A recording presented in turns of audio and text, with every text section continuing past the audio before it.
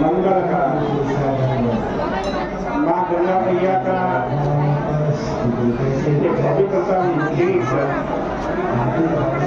आज की पहली ब्रह्मकुंड है। श्री रामचरितमानस से चर्चा श्रवण कर रहे थे।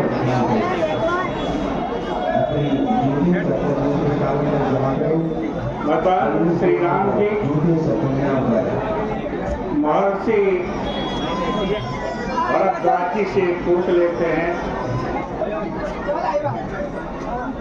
महाराज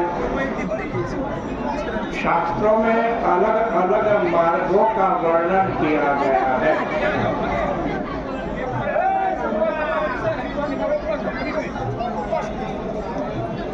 ग्रंथों में अलग अलग मार्गों का वर्णन किया गया है,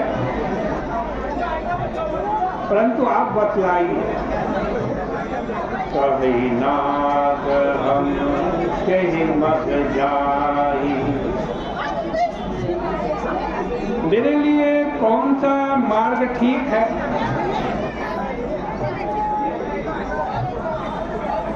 और उस समय महर्षि जी ने बड़ी मीठी बात भगवान से कही।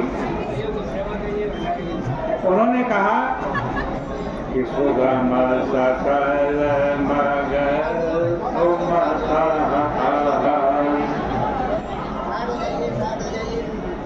प्रभु, आपके लिए तो सभी मार्ग ठीक है।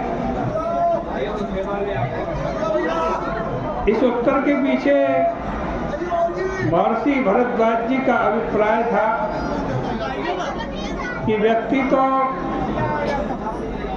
किसी विशेष नगर से आया हुआ है, लेकिन ईश्वर तो सर्वव्यापी है। वह किस नगर में रहता है, वह तो चाहे जिस मार्ग से आए जाए, प्रभु आप तो किसी सीमा में आबद्ध नहीं, इसलिए मैं कैसे बतलाऊं आपके लिए कौन सा मार्ग ठीक है। रामायण में आप देखेंगे कि जितने ईश्वर से जुड़े हुए पात्र हैं, साधक हैं, भक्त हैं, उनके जीवन में परस्पर भिन्नता दिखाई देती है। और इस भिन्नता के रहस्य को जो समझ लेगा, वो साधना को ठीक ठीक अपने जीवन में अपना लेगा। अधिकांश लोगों के जीवन में वही समस्या आती है, और वे साधना तो करते हैं, साधना करते करते उलाहना देते हुए भी दिखाई देते हैं। कहते हैं हम इतने दिनों से साधना कर रहे हैं, और साधना का जो फल शास्त्रों के अंदर लिखा हुआ है या प्रवचन में या संतों के द्वारा जो कहा जाता है, उसका अनुभव हम नहीं कर रहे हैं। इस प्रश्न का निराकरण करने के लिए दो बातें कही जा सकती हैं। एक तो यह कि शास्त्रों एवं व्याख्याकारों के द्वारा जो कहा गया है वही सत्य न हो, अथवा जो कहा गया है वह सत्य तो है, पर कहीं ना कहीं हमसे भूल हो रही है। इसके लिए गोस्वामी जी विनय पत्रिका में बड़ा सुंदर दृष्टांत देते हैं। गोस्वामी जी कहते हैं कि पहले आप साधन के विषय में निर्णय कर लीजिए, लेकिन निर्णय कैसे होगा? बस यह बात सबसे महत्वपूर्ण है। मान लीजिए एक व्यक्ति गांव में रहने वाला है, और जिस गांव में उसे जाना है वहां के लिए सड़क नहीं है, और जहां पर बैलगाड़ी ही एकमात्र यात्रा का साधन है। पर कहीं भाषण में वह व्यक्ति हवाई जहाज की महिमा सुन ले, हवाई जहाज बहुत बढ़िया होता है, बहुत तेज चलता है, और महिमा सुनकर यदि वह निर्णय करे कि हम हवाई जहाज में ही यात्रा करेंगे, तो फिर वह व्यक्ति जीवन में यात्रा कभी नहीं कर पाएगा। उसे तो हवाई जहाज की महिमा को दूर ही रखना चाहिए तथा बैलगाड़ी का महत्व समझना चाहिए। उसकी यात्रा का प्रारंभ तो बैलगाड़ी से ही होगा, हवाई जहाज से नहीं होगा, क्योंकि वहाँ हवाई जहाज नहीं जा सकता जहाँ वो रहता, वहाँ तो बैलगाड़ी ही सुगम है। अधिकांश लोगों के जीवन में समस्या यह होती है कि वह कई कथा में, प्रवचन में, शास्त्रों में बड़ी ऊंची बात सुन लेते हैं,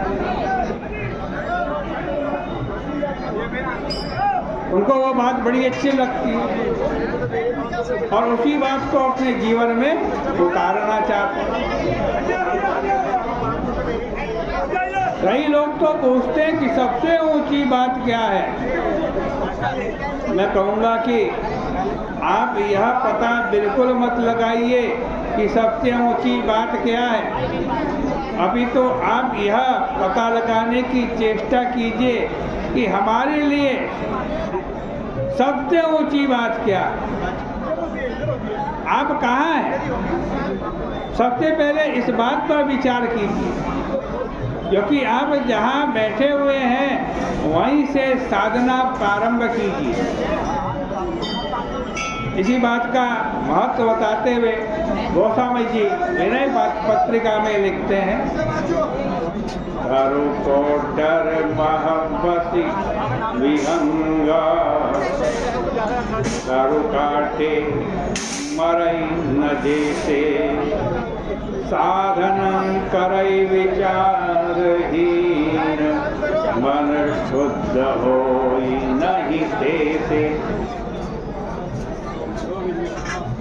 जस आम देखद नकीन, तस दोष कहा बिरमानी।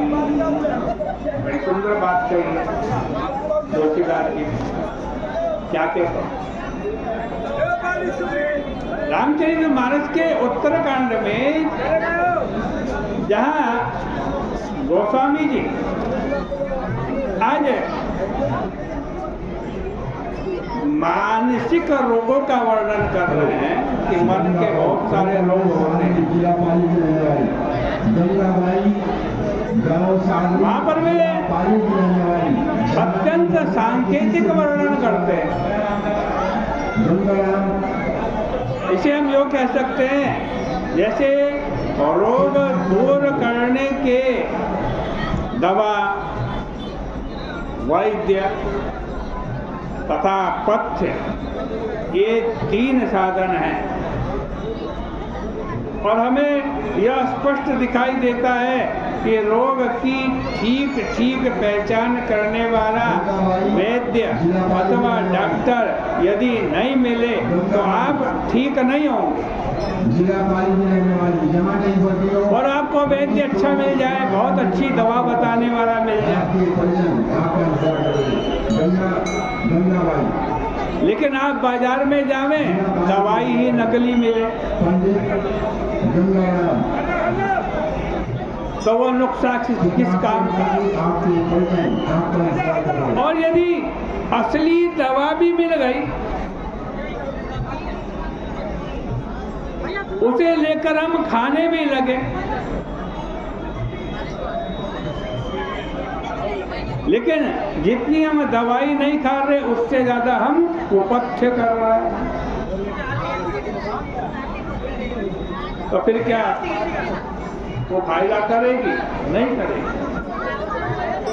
आगे चल करके काकभूषण जी के मन में रोगों का वर्णन करते हुए आज कहते हैं जो मन के रोग है,